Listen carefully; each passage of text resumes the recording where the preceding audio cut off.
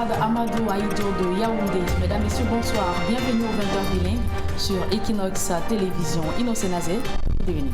Bonsoir, Julien Beth Misae. Good evening to you as well, viewers. Thanks for joining us in this 8 p.m. bilingual newscast on Equinox Television. Our top stories. Calm has returned in Limbe following a loud explosion that was heard in the heart of the city, breaking today, and it was disastrous as some damages were recorded according to the locals. It was masterminded by separatist fighters who are sending a clear message to the population. In the Northwest region, the population expect from the newly installed members of the Northwest Regional Executive Council return of peace, stability, and normalcy. This implies the most joint efforts to fight against hostilities ongoing. And in the Southwest region, Governor Bernardo Calabila says failure will be blamed on the members of the Southwest Regional Executive Council. Plus, the fate of the Auxiliary Lions of Cameroon will be decided this evening as they lock horns with Burkina Faso in the last group match that will be at the Amadou Ahidjo Stadium few minutes from now, and simultaneously Mali will be taking on Zimbabwe as well in their decisive encounter. Troisième et dernière journée du championnat d'Afrique des Nations dans la poule A. Ça passe ou ça casse pour les Lions à prime ce soir. Les poulains de Martin Tungu-Pilé viendront-ils à bout des étalons du Burkina Faso pour obtenir leur ticket de qualification pour le deuxième tour de la compétition? L'heure de vérité a sonné. Voilà pour le sommaire.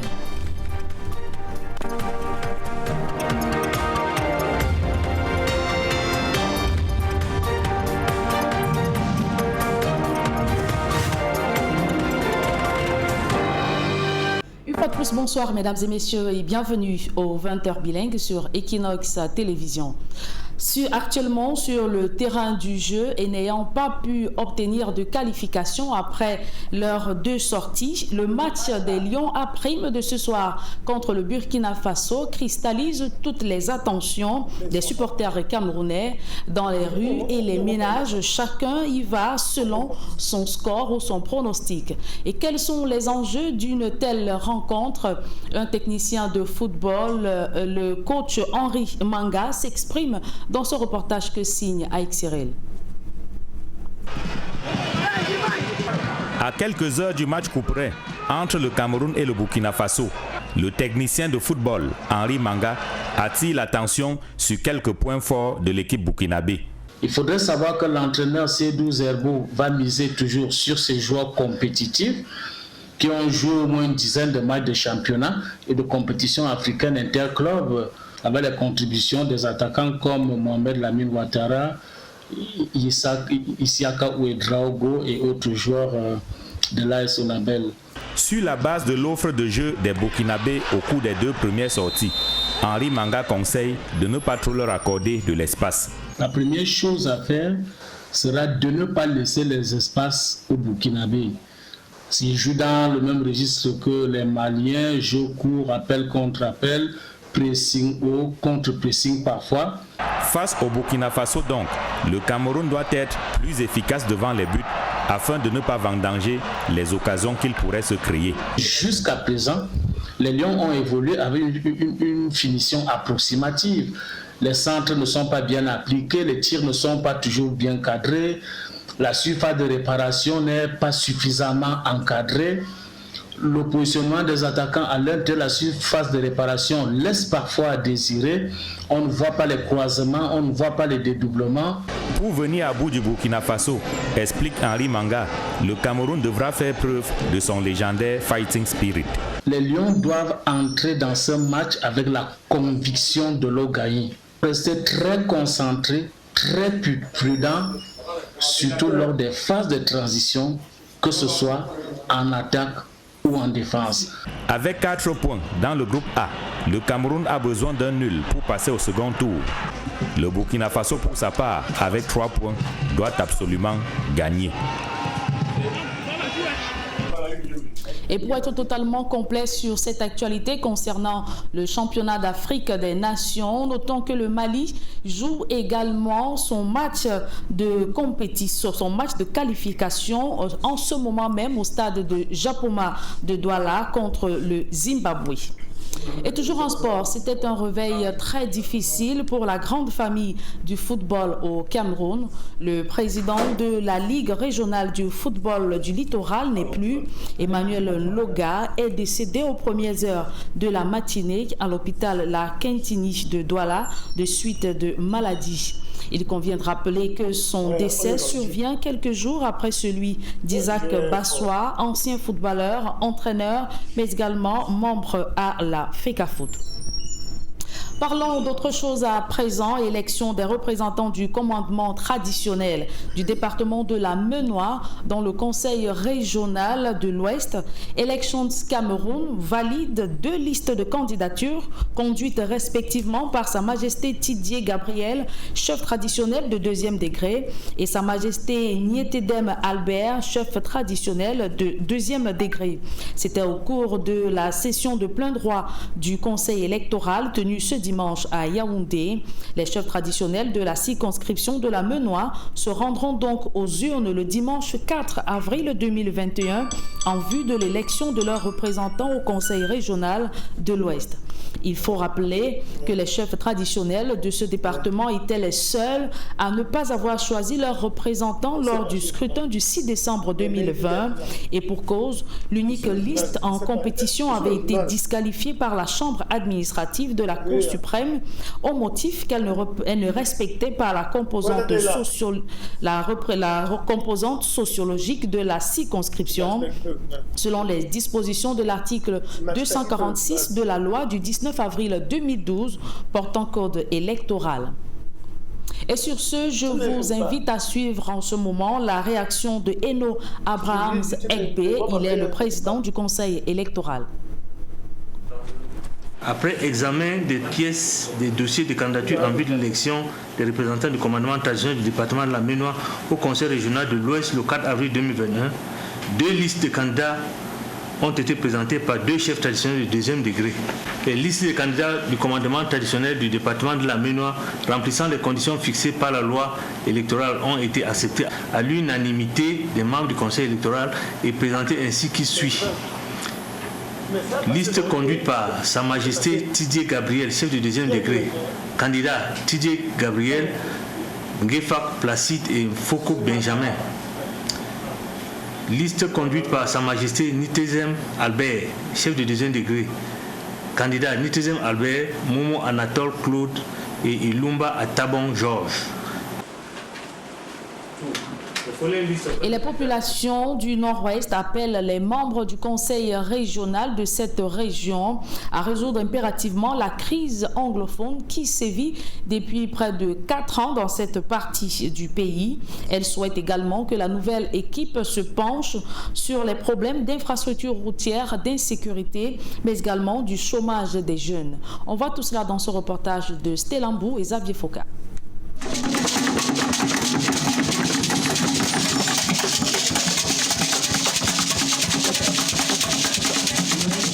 À l'heure où le conseil exécutif de la région du Nord-Ouest prend du service, les habitants de cette région, dont le cœur reste meurtri par la crise qui sévit depuis plus de 3 ans, ont plusieurs attentes vis-à-vis de ses membres. En bonne place, le retour de la paix. Je pense que la paix, le retour à la normale et la stabilité doivent être leurs premiers projets. Si nous n'avons pas de paix, si nous n'arrêtons pas avec les tueries, les incendies, nous serons en train de jouer avec nos propres déclarations.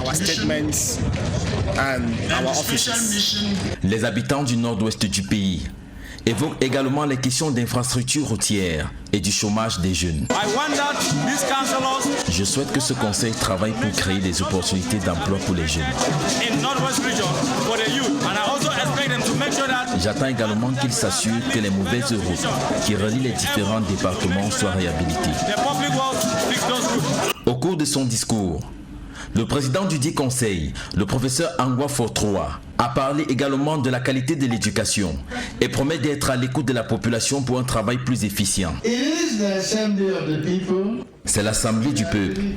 Nous sommes prêts à vous écouter. Nous sommes là pour servir les meilleurs intérêts de nos populations, pour servir vos intérêts.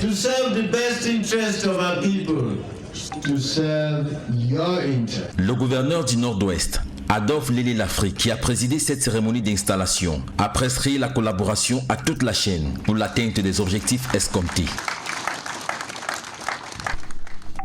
En diplomatie, le secrétaire d'État du Vatican a annoncé au Cameroun, Monseigneur Pietro Parolin devrait y séjourner du 28 janvier au 3 février 2021.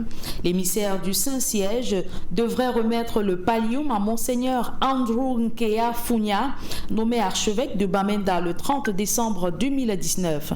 Au cours de son périple au Cameroun, Monseigneur Parolin devrait rencontrer les hauts responsables de l'Église catholique dans les régions du nord-ouest et sud-ouest secouées par une grave crise qui n'épargne pas les fidèles, membres du clergé et infrastructures de l'Église catholique. La pandémie du Covid-19 pourrait également figurer au menu des échanges.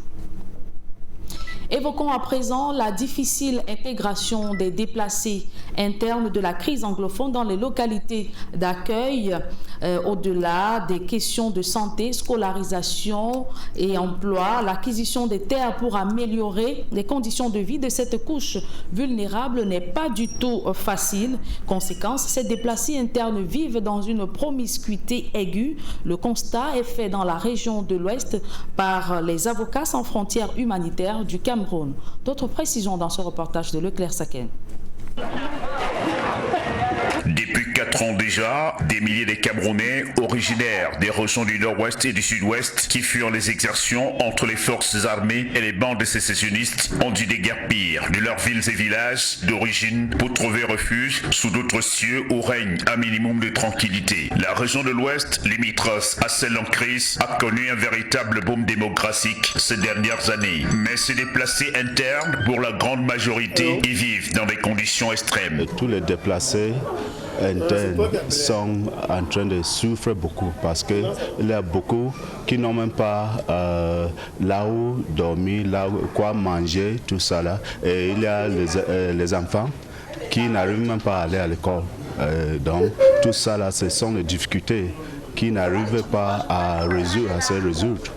Même la location, parce qu'il y a le problème qui se pose par les bailleurs. Les bailleurs ne comprennent pas aussi que les anglophones qui sont ici souffrent, ils n'ont pas le moyen pour payer même les frais de location. Pour l'accès à la terre, c'est très très difficile parce que, sauf peut-être ceux qui étaient déjà ici. Parmi les réalités qui rendent complexe l'intégration de ces déplacés dans les îles et villages d'accueil, la difficulté d'accès aux terres. Jusqu'ici, plus de 80% vivent sur des sites improvisés. Pour procéder déjà par les enquêtes de terrain, nous avons recensé sensiblement dans les 3 arrondissements de Bafoussam, à savoir Bafoussam 1, Bafoussam 2, Bafoussam 3, les statistiques que nous avons pu ressortir des déplacés internes sur la base des fiches d'enquête.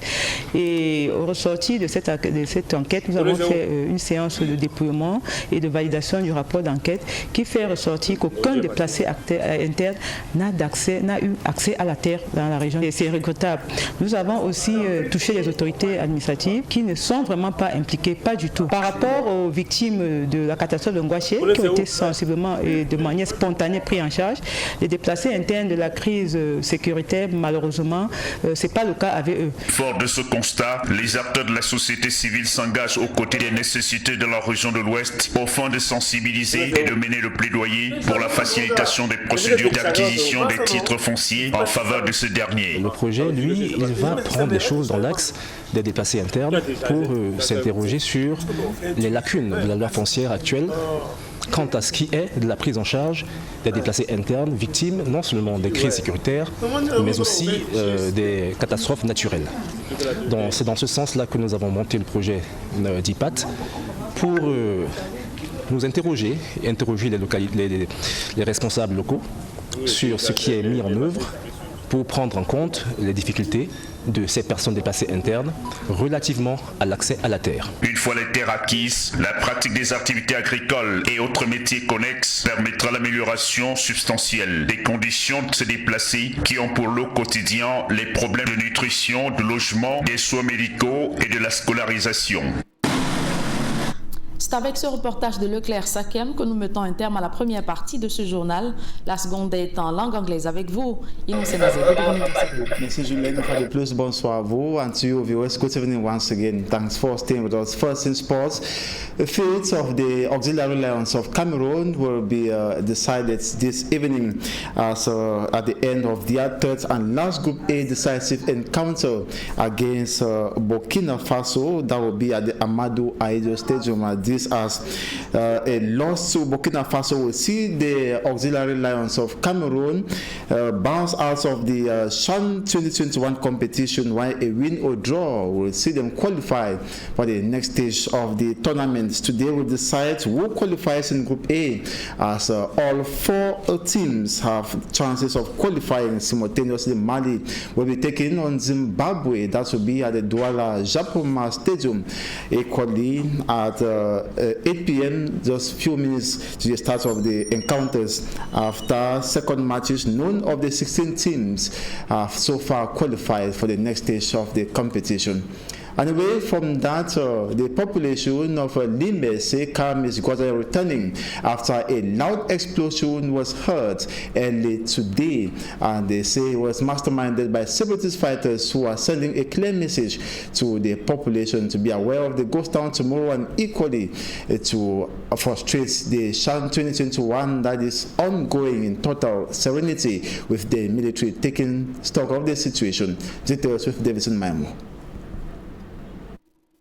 Sources say the incident occurred at the heart of the city, the half-mile vicinity close to the Total petrol station, at about 3 a.m. breaking Sunday, the 24th of January 2021. We are told the vibration emanated from the blast of the explosion shattered the windscreen of about 4 vehicles parked around the petrol station.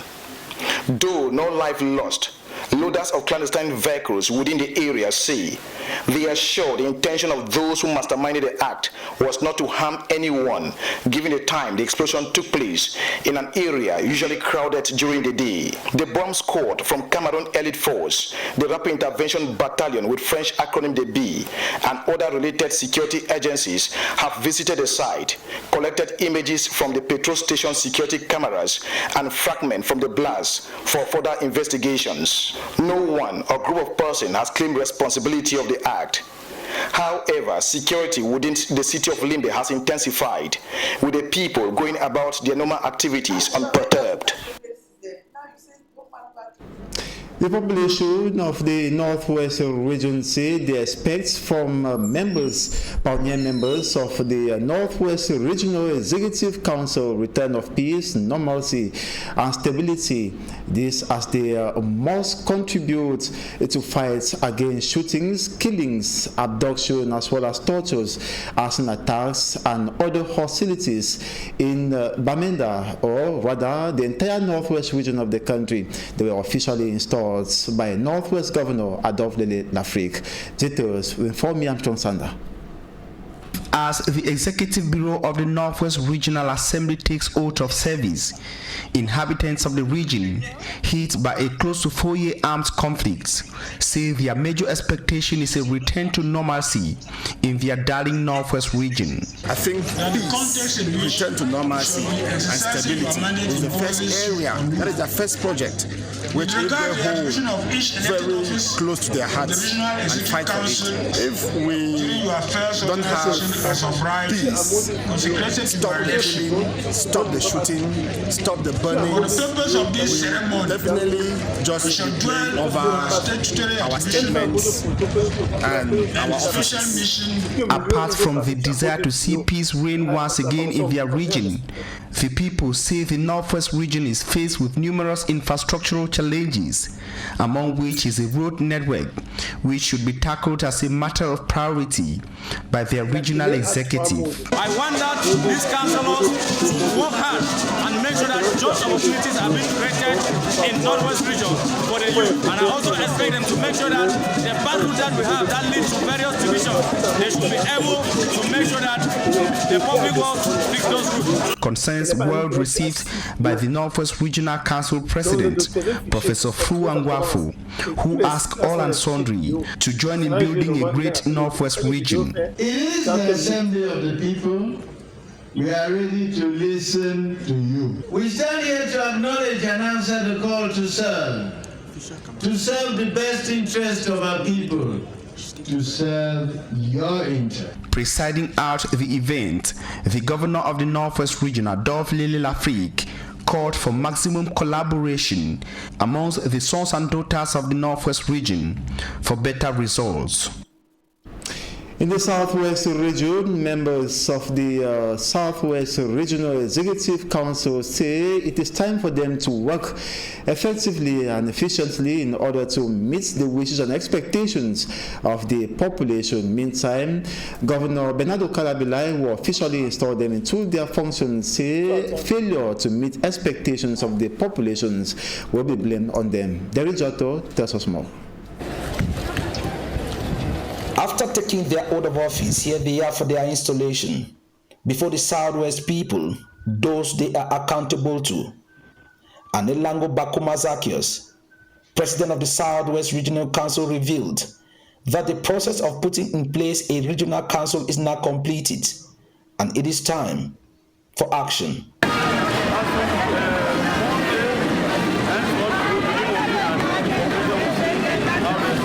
Officiating the ceremony, Southwest Governor Bernard Okaliabilai reminded the regional president and his team that they shall be held responsible if the Southwest region fails.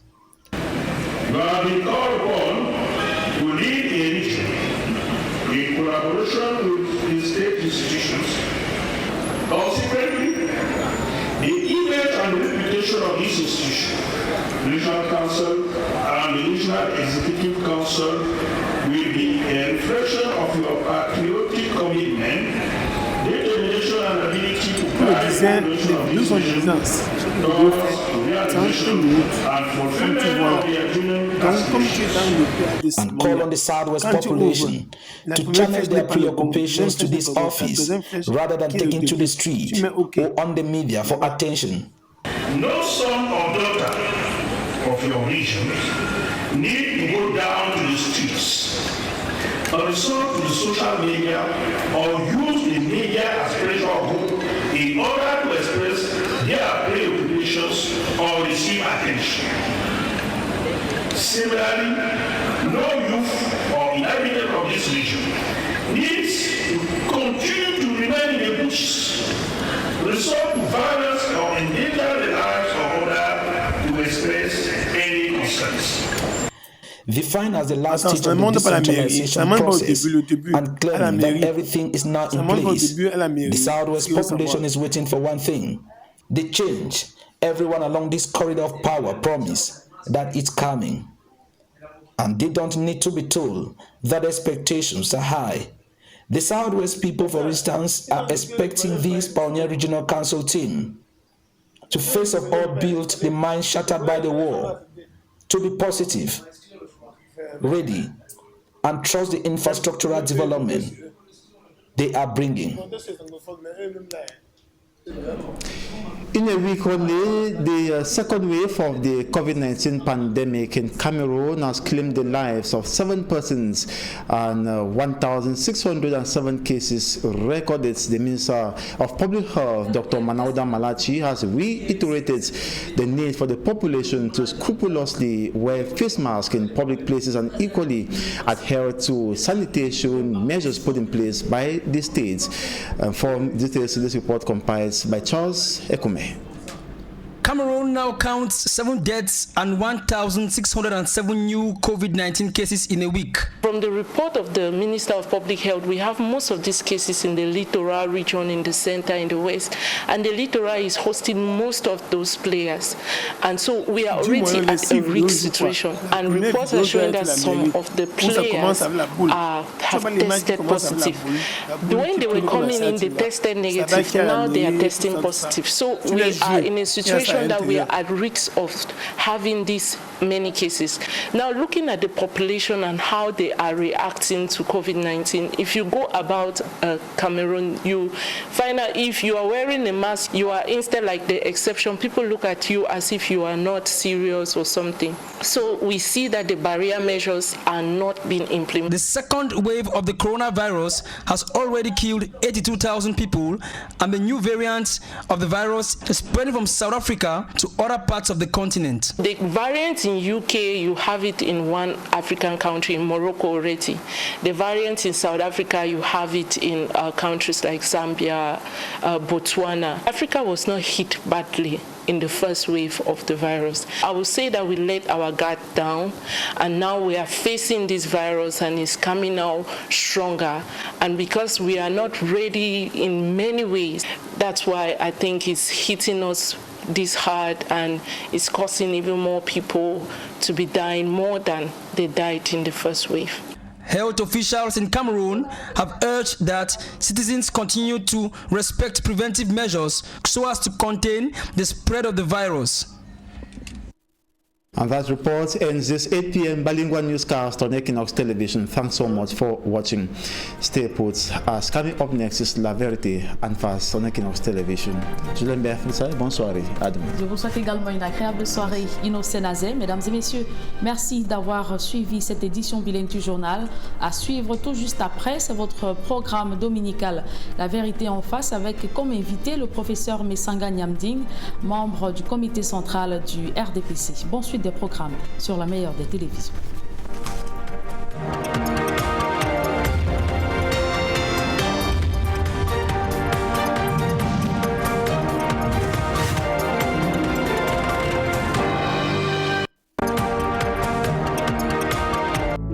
Sept conseils pour se protéger contre le nouveau coronavirus. 1.